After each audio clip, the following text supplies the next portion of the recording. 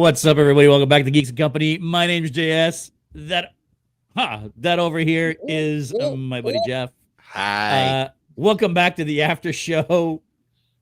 We're talking some Star Wars: The Mandalorian today, guys. If you haven't watched episode 4, what was it called again? I forget now. The Pirates. Oh, the Pirates. Go watch it because you don't want us to spoil it for you because we are going to be spoiling it. I guarantee you. We're going to be talking about details. Some stuff happens. So Go watch the episode. Come on back. Mr. Jeff, how are you doing in this fine Picard Day, apparently, behind you? It is Picard Day, actually, funny enough. That's right. That's correct. We have already, if you don't watch the after show, the Picard version of the after show, make sure you tune that in as well. We just finished recording this week's episode after watching today's episode of Picard, and it was chef's kiss. Having said that, this week's Mando was another banger, and we actually get some actual reveals and some really cool what's the word I'm looking for, revelations, I guess, or whatever, in this episode that are really starting to bring the tapestry of the story together. So yeah, man, this was a very, very solid episode, I thought. And doesn't it feel more and more like what I was saying about the unification of the Mandalorian? And well, you know, that's all happening now, right? Like now we're seeing it happen. Because now the armor is on board. Well, where did we even begin in this episode? So let's make it's called the Pirate for a reason. Yes. Right. So we do get a conclusion, I guess, to the plot thread that was started in the very first episode when the pirates come to Nevarro and Mando and Grief Karga basically run them off. And then Mando goes up into space and basically shoots like 14 of them out of the sky. And Captain Shard is like, I'll get you, my pretty, or whatever. And then, Mando just screws off. And we're all just like, well, that was fun. But why? As Jen called him, Captain Davy Jones. Very Davy Jones, very Swamp Thing for my DC fans out there. We get the comeuppance from that. Captain Gorian Shard shows up on Nevarro in his giant friggin' capital ship. The Corsair. Yeah, a really dope looking ship, by the way. I'd want to point out, like, it looks cool, it's shaped awesome, the paint job's wicked.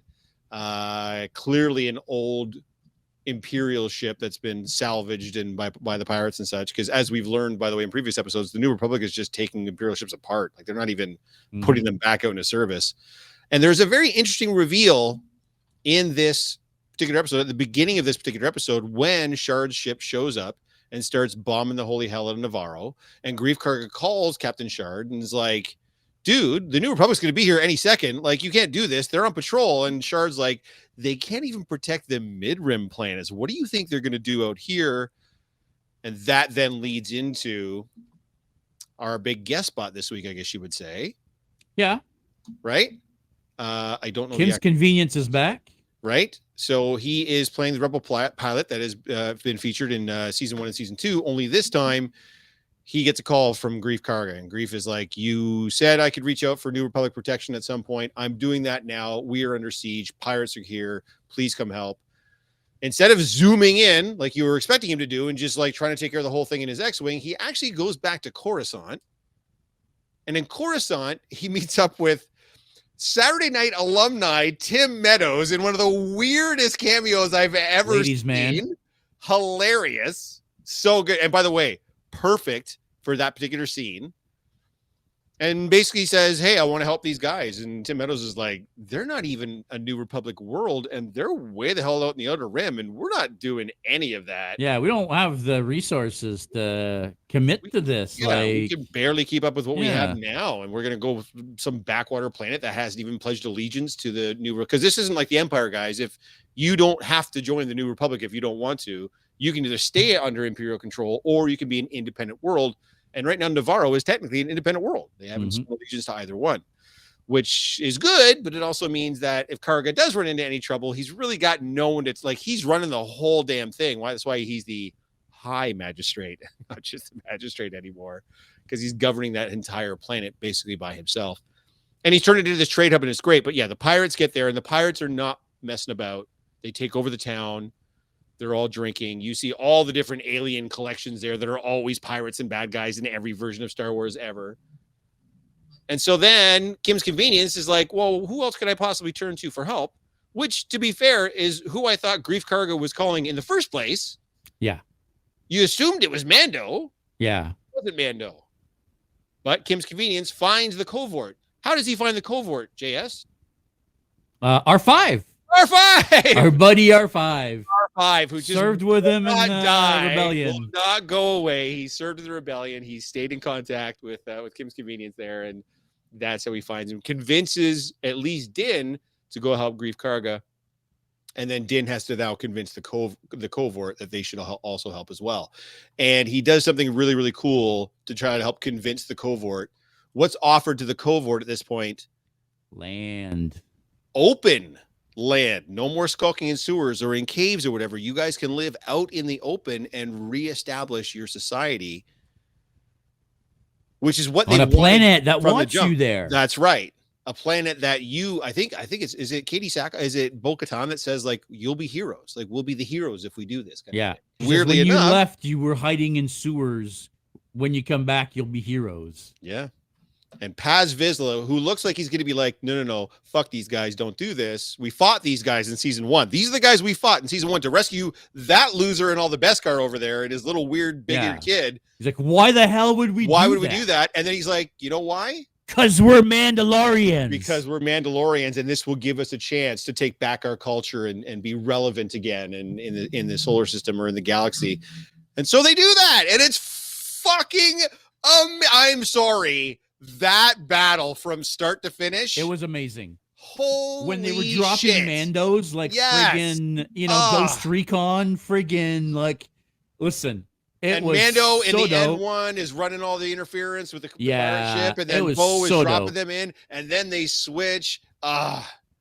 What an absolute the only scene. thing that I thought was kind of dumb is how Vizsla comes in at the end, firing, and it's like, dude, like, you got a tank, man. Why isn't he the first one there?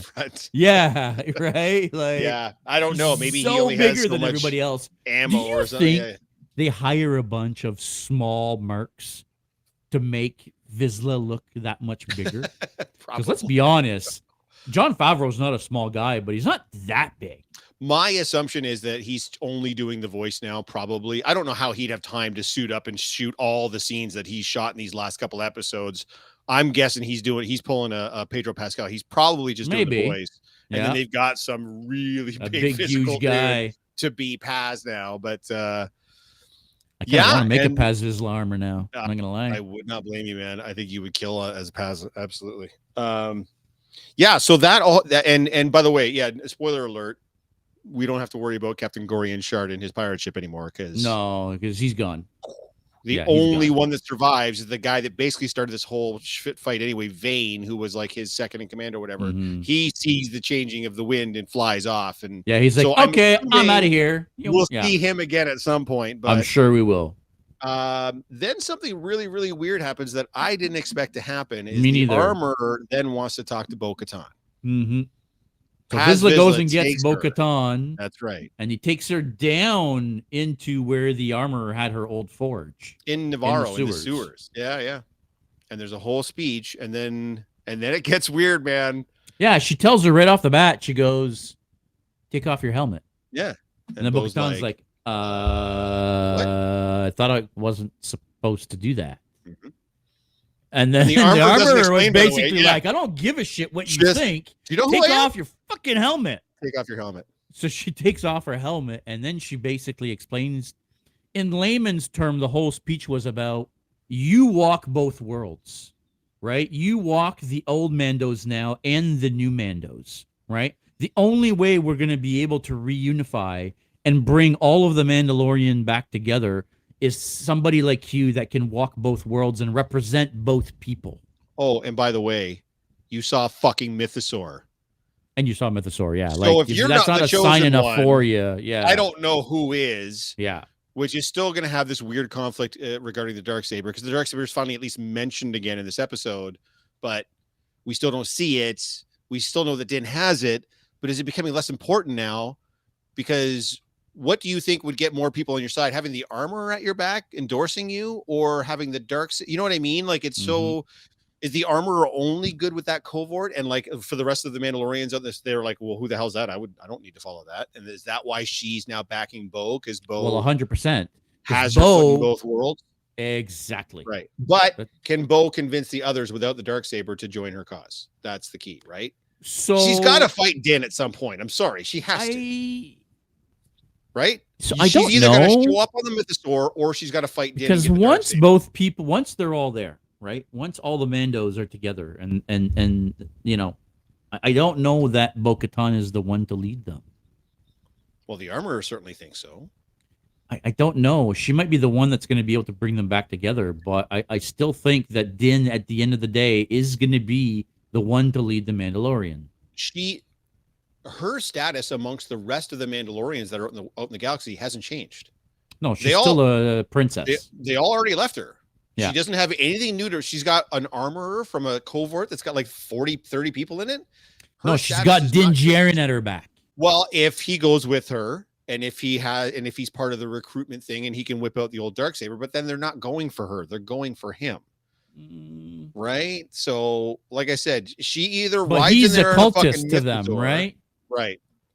Now the key will be, because at the same time, the Armorer says we need to retake or take back Mandalore. Take back Mandalore.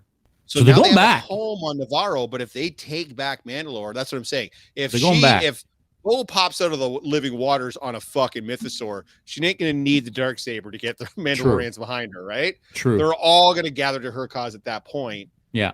Which is going to make the Darksaber useless, which I don't think they would do because they've spent 2 seasons building it up. I don't know, man. It's a weird dynamic that they've got kind of set up here between the Armorer, Bo, and Din. Like, who's really kind of leading the Mandalorians at this point?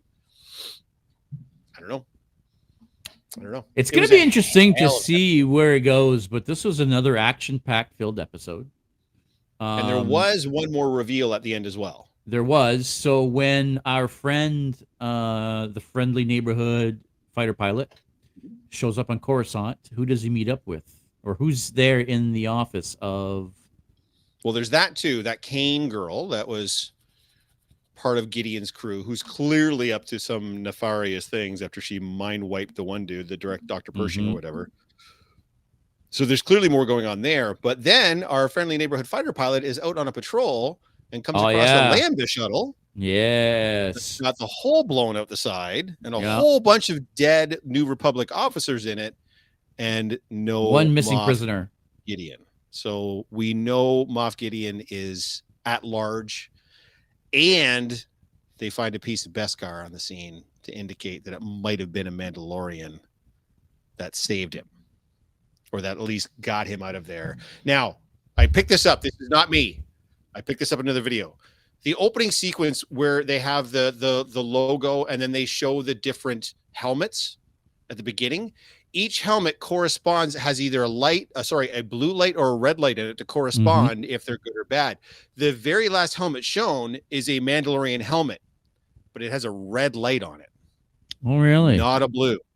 So some of the prevailing theories that people are talking about is there is in fact a bad Mandalorian kicking around out there that's kicking up some dithers and what have you. I don't know. I'm not interesting in the lore. I mean, that's an interesting theory, and I'm not gonna lie. Now that you've said that, I kind of hope that's right.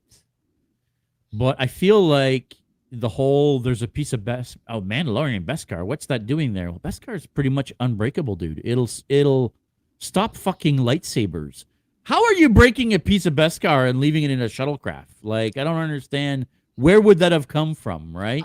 It seems like a plant, right? Like it seems like somebody to put me that like a there. plant. Somebody put it there, right, to make it look, yes, like specifically Mando was involved. That's the other alternative for sure. I agree. That was the first thought that crossed my mind. Like clearly, that's just a planted piece of evidence. Because think about it. What's the first thing he's going to do now? He's going to go back to the covert and say, "Hey, what's this?" Right? Yeah, exactly. I mean, again, the covert does not represent all of the Mandalorians in the galaxy. It's not. It does not. A fraction of them, but still, it would make sense that he would go back to the only Mandalorians he knows how to get a hold of. Yeah. Right?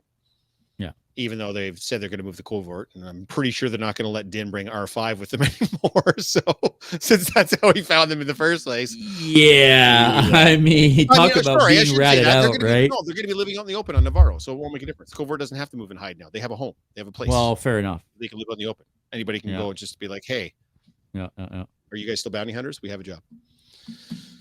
Well, either way, I mean, like I said, another action-packed episode. Oh, it's a banger. There was no real big revelations other than at the end there when, you know, it's not even a revelation as much as it's a what the fuck moment when she asks her to take her helmet off. It's good to know that they're going to be living out in the open, and now they have instead of just skulking, they have a distinct quest in mind now. Now they want to retake Mandalore. They want to live out in the open again. They want to be the Mandalorians of old. I think that for me, that was finally moving the needle on the record. Like, we're finally progressing this plot that needs to progress. Yeah, so it's funny you say that because when the episode started, and I want to say the first third of the episode is all Grieve Karga and the pirates, right? And then at one point I'm like, okay, are we having another fucking episode without the Mandalorians? Like, is this what's going on again now? Like, is this going to be the theme of the week? Every other week it's going to be somebody else's story and not the Mandos? It didn't turn out to be that. But the one thought in my head was, where the fuck is this story going now? Right? It feels like every episode the story is concluded and then you tack on another little dot. So we move to the next dot and then it's concluded and then you tack on another little dot and then you move to the next dot and then it's concluded and it's like, well, where are we going? Right? Now they're showing us, okay, maybe there's more going on than what these first 4 episodes are telling us. I think there's a bigger story now.